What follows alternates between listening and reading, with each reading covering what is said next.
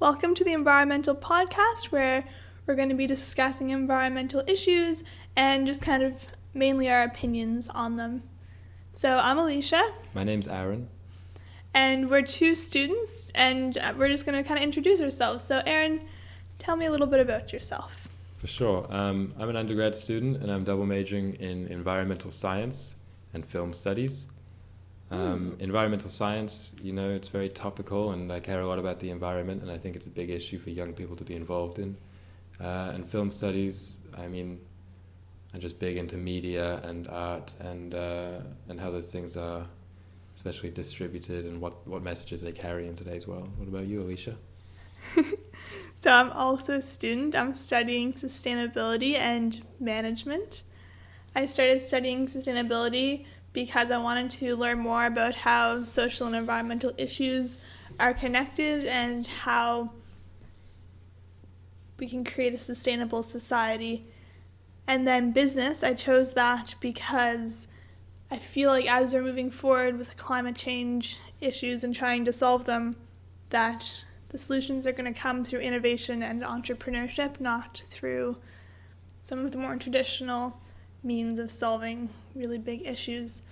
Is there anything else about you besides you're a student? Any other interests, background, stuff like that? I guess the things outside of school, which I like kind of learning about, are just more observational things about society. I'm big into social psychology and the experience of living in the modern world and technology and this great period of change that we're in and the effects that has on kind of long-standing relationships and interactions that exist within society. Cool. Oh, and what else am I interested in? I don't know. Sports. I like sports. Reading. I like reading. Yeah. What about you? That's pretty neat. Yeah, my kind of broad interests and the things that kind of make me who I am are just religion. I was raised and am still a strong Christian faith, so that kind of impacts how I see humans' relationship with the environment. And I feel like a lot of different spiritualities and things kind of I'm interested in the connection between spirituality and the environment, because I feel like that's a pretty strong thing that we're kind of losing as people are becoming more independent and less community-based. And so that's kind of one thing that's important to me. And then I'm also just very outdoorsy, interested in design and such. Yeah. Anyway, so why did we start the podcast in the first place? There are a few reasons. I guess the biggest thing is that we're both undergraduate students, and we both were slightly disappointed, I think, with the availability of spaces to discuss big ideas in the institutions to which we belong. Just forums to debate and discuss and bring ideas about big issues like the environment we felt were lacking for young people. Even online is not usually the best place for any kind of discourse like that. Living in a world of small talk. That's the only conversation you ever have. Yeah. Yeah. So that's kind of why we chose to make this podcast, was to be able to discuss our ideas. And our ideas aren't just science-based, even though we're both kind of studying environmental science and studies. Yeah. They're going to be a lot more cultural and social, theoretical. Yeah. Theoretical, artistic. Personally, I'm not super big into data collection and the scientific method. It's just not the kind of person I am, though I think it obviously has a big place in society, and that's why I'm studying it, but it's not something that comes so easy to me. So the things that we'll be talking about are probably things that we find more enjoyable. Things like fashion, movies. As we've already mentioned, those are kind of our two big passions. Probably some broad politics. Yeah, some broad politics. And there will be some science-based. Of course. It's not all just going to be conjecture, probably. Yeah, we figured those would be the most relatable as well to just people in general, because I feel like numbers, it's there's this many tons of CO2 in the atmosphere. It's cool. What does that mean? But if we're this movie is reflecting the cultural values of people no longer caring about the environment or people not caring about each other, that's a bit more relatable to people because they have a much more intimate relationship with those forms of media, I think. Of course. Yeah. So what are people going to expect really on a weekly basis? Is just a lot of variety. Week by week, it's going to be very different.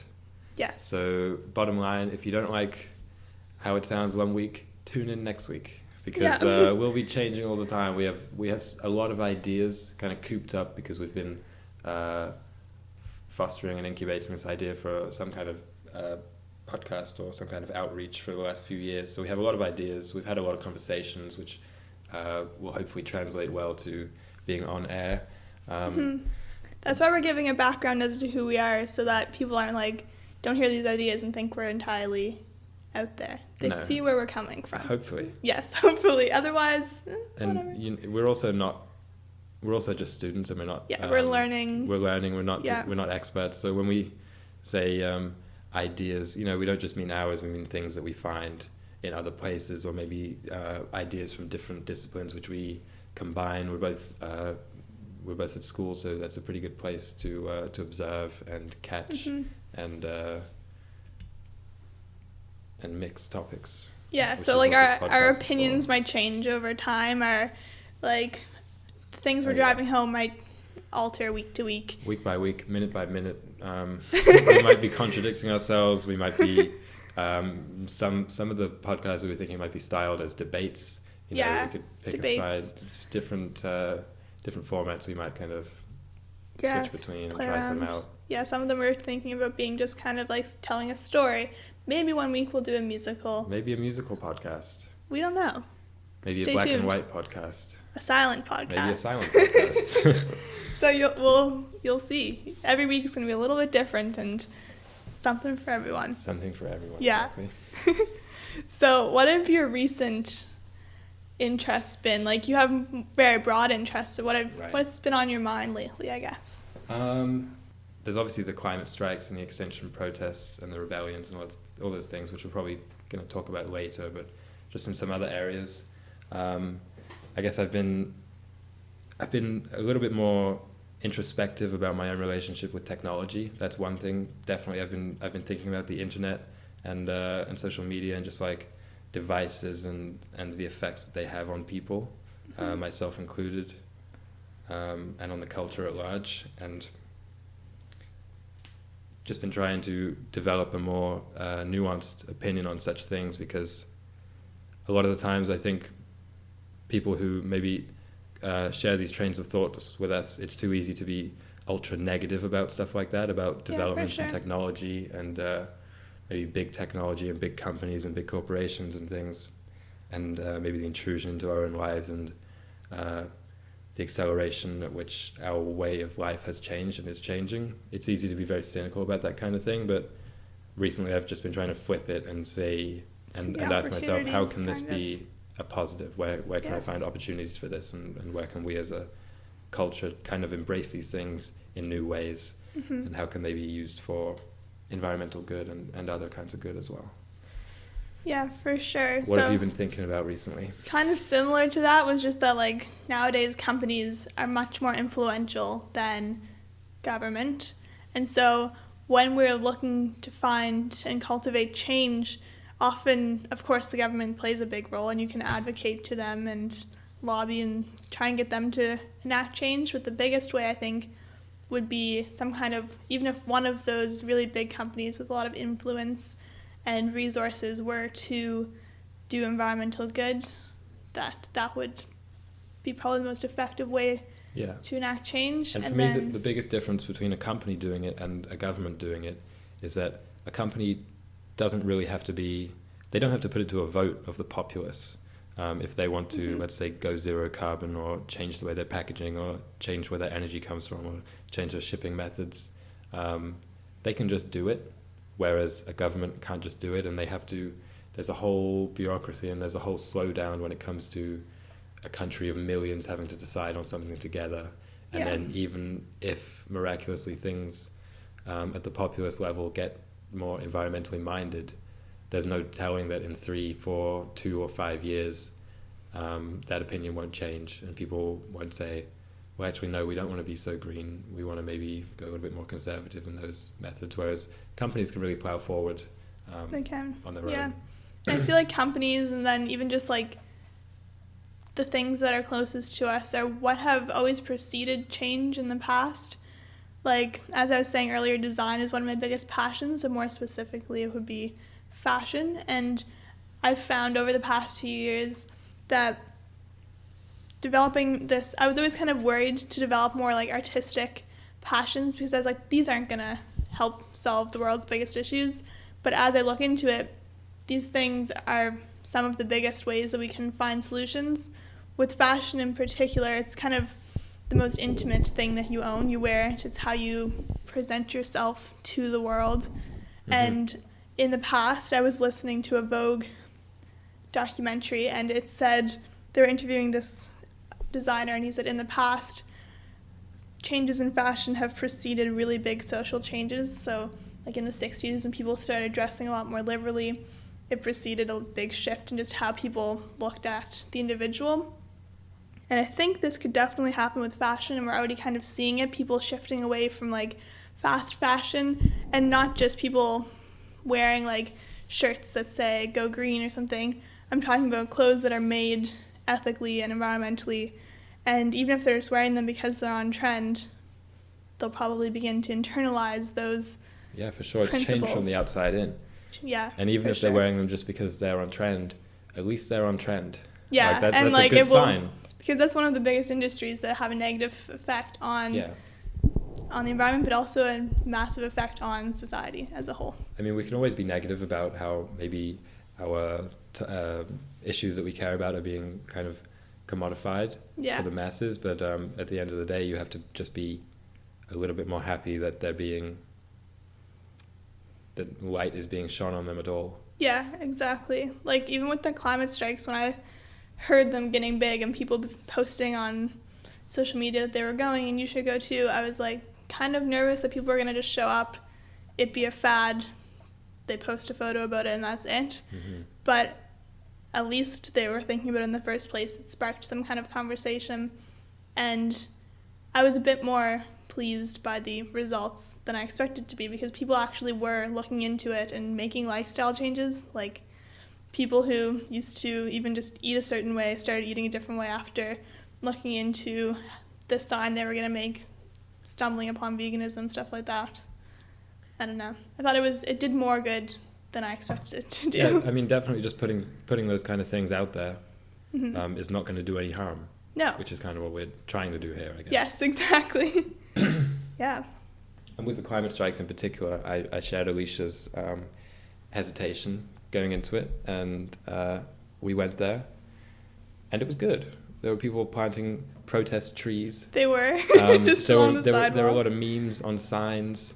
It was fun. Yeah, it was fun, and yeah. The hope is this will translate into votes. We hope. This will translate into people taking it upon themselves to try and do things like this in their spare time, or read up, or just make some more environmental decisions. And this podcast probably won't be super. I don't think it'll get preachy. No. I don't think we'll be advocating too hard for veganism or whatever it may be. We might have some discussions about that. We might have some debates about that, because, as we were saying earlier, just for ourselves, it's those kind of things. The significance and the importance of personal responsibility. That's not something that either of us are really sure about. Yeah. In the grand scheme. And the podcast overall isn't going to be not explicitly, entirely environmental. There'll be a lot of cultural discussions. And then, what was the climate strikes? There was another thing that we were chatting about, was that we were there were so many people interested, like millions of people. Mm-hmm. And we think if they had have been really specific about what they were advocating for, the governments might have made more change if it was a very specific divest from fossil fuels or something. Well, just looking in the past and the the effects of advocacy work and the kinds of protests that have led to the change they wanted. Yes. I think often it can be very beneficial to kind of, that's what this podcast is about how broad the environmental issues are. Yes. So raising a general kind of awareness for it is huge. Yeah. That's a massive thing. Also, on top of that, we think some more specific proposals would be awesome and would maybe accelerate change a little bit more. Yeah. Especially at the top where most governments don't want to make environmental decisions. Yeah. But if the populace or like an individual even came up with this really specific plan on how they could make a change, it would probably be more impactful than just asking the government, can you make this change? But not giving them any kind of ideas. Because it's the difference between saying, let's go more environmental, or to saying, stop subsidizing fossil fuels, or picking some kind of piece of legislature or some kind of specific thing that can be changed. Obviously, this would vary locally, whereas we know these recent climate strikes were global. Yes. And it was more about awareness, but definitely presenting ideas, I think, is the word we're looking for. Ideas, come up with some ideas, share some ideas, listen to some ideas, bounce around. Let's try and get momentum on some of these things anymore. People coming up with ideas, they're just I'd say it's always been rare. It's always been rare. People have a tendency to not even complain, but just like they notice the bad things, but then they're overwhelmed when they try and come up with a solution. Ourselves included. Yeah, for sure. But that's what we try to do. We just try to educate ourselves and create our own solutions and ideas that we can discuss and see if they're good, see if they're completely out there. But that's kind of what people need to start doing if we want to solve this issue. Well, I think a concise way of saying it is, at the climate strikes, there was a lot of vocal pressure on, we're in Canada, on the Canadian government to be a little bit more environmental, to be a lot more environmental, saying, time's up, this has to happen now, change has to be made now. Yes. But the words never really got any more specific than that. Yes. And the directives that we were, that's how the people direct the government, is how it should be. We're not saying people have to come up with incredibly detailed policy plans, because that's not our jobs. Not their job. But as it is, I just think personally that it's too easy for governments to hear those things and shrug and say, well, we are pretty environmental. And I think it would be very, very, very helpful if we started giving them something to say no to, something that they have to say no to, and they have to justify their reasoning. Whereas right now, you were saying the other day about greenwashing, it's too easy for a lot of governments and for a lot of cabinets to point to some public environmental good they're doing, and say this is enough, and say that's enough. Yeah, but what we really need is just more. There's a few specific things that they could be doing better, and that even organizations could be doing to produce these plans to be implemented. Like a company could take it upon themselves to create an environmental curriculum or something like that. Yeah, curriculum is a good word. Yeah. Education is a good word, and not just of young people either. Yeah, because I think everybody needs to be educated on the issues. Needs to be what's educated on the issues makes it sound kind of like a current events thing. Which we'll be talking current events a little bit. But I think what we are discussing, and what we often discuss amongst ourselves, is big. Like how did the Romans stuff live? And how is that applicable to us today in regards to social structures and the environment? Just like connecting things from all over the place, ideas. Where is the zeitgeist going environmentally, and how can this be shaped? How can this be redirected? And we're talking big overall, big change. Yes. We're talking not just sustainability in the environment being used maybe or being co-opted maybe as some other social justice issues have been in the past, and definitely still will be. Yeah. That's sometimes too easy with the internet to get something trending for a few days, for a few weeks, for a few months, and then briskly forgotten about. Yes. Or maybe people say, oh, my work's here is done, I went to the march, legislature got passed, something like this. Yep. environmentalism and sustainability isn't really like that. It doesn't really fit that mold like a lot of other social issues No, do. because it's such a complex It's such a complex issue, and Yeah. it's so urgent, and it's so Yes. pressing. Like, there's a timeline for this one. The other things... There's a time limit for this, whereas Yeah. maybe a lot of other social justice issues, as important as they may be, I don't think a lot of them have a threshold Yes. by which, if this is passed, then it's a lost cause. Yes, and of course some of them are. But I mean, climate change is the biggest one. If climate change was solved, a lot of the other social issues would kind of follow suit, I think. Because even just like... Well, most definitely its effects are being felt and will exacerbate other things, Yes. social tensions. Yeah. We see that in some kind of geopolitical spaces, Mhm. about which we probably won't talk too much. Yes, because that's we are something we're not not. great global political pundits. Yes, we are not. So we'll try and stay away from things about which we're too ignorant on. Yes, and we'll point it out if we are If we talking don't about know a something, subject we'll we don't probably know. just say, I don't know about this, I will research this. Yes. We'll try and speak on things which Mhm. we think we're somewhat qualified to speak on, Yes. which isn't too much, but Isn't too much, but it will grow. we'll grow. This is an opportunity to learn. And, what else are we chatting about, Aaron? No, I think so. That probably wraps it up for this week. It was just a brief introduction. We didn't want to make it too long or boring, and we just wanted to provide a little bit of context for what we'll hopefully be talking about in other episodes and other weeks. So what will that entail next week, Alicia? Next week, we'll be talking mainly about, how we kind of touched on design and fashion, how we get a lot of ideas out of art and things. So next week we're going to be going more in depth into that to give some kind of background as to what exactly we're talking about. Yes. We might pick some specific examples of art or movies. Yeah. Because that's where we feel like those are so culturally significant. Yeah. Those reflect the current culture. It's a great place to start off, Yes. introducing ourselves and introducing what this podcast is about. Probably Yes. unpacking just, I guess you'd call it, some of the narratives and stories which inform the culture and inform Yeah. the consciousness, our own and other people's as well. Yeah, so we'll go a bit more in depth into that, and that'll be a great starting place, I think, as to kind of what this is going to be about. It's going to be more about more abstract concepts, and hopefully we'll be able to kind of bring you guys into what our line of thought. For sure. Yeah, anyway, one way that we're going to try and cultivate a conversation is through social media. We had a bit of a debate over if we should use that or not. We had some issues, maybe, I don't know if you'd call them ethical issues, but definitely some kind of keeping things consistent with what we want the baseline message of this podcast to be, which Yes. definitely is not super pro social media, or as it exists now.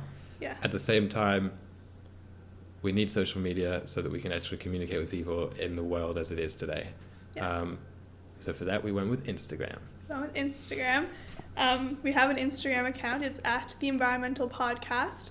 You can find us there. We'll be posting little kind of previews of what the following week's going to be about, so you can go on there, check it out, see if you're going to be interested in listening to it, make comments on the episode. Also, just kind of things that inspire us, because we both find inspiration in kind of random places. Maybe we'll see a sculpture and be like, this is what the world's about. This is so important. And we're going to try and share that with other people and try and get them excited about art and about the environment and Try and society. foster some optimism. Yes. Some grounded optimism. Some grounded optimism. With That's a good word stakes. for it. But Yes. Yeah, get people thinking get people involved. and inspired. So that's why we have Instagram. You can follow us there for more information about the podcast and all of that. And we look forward to next week's discussion. Awesome.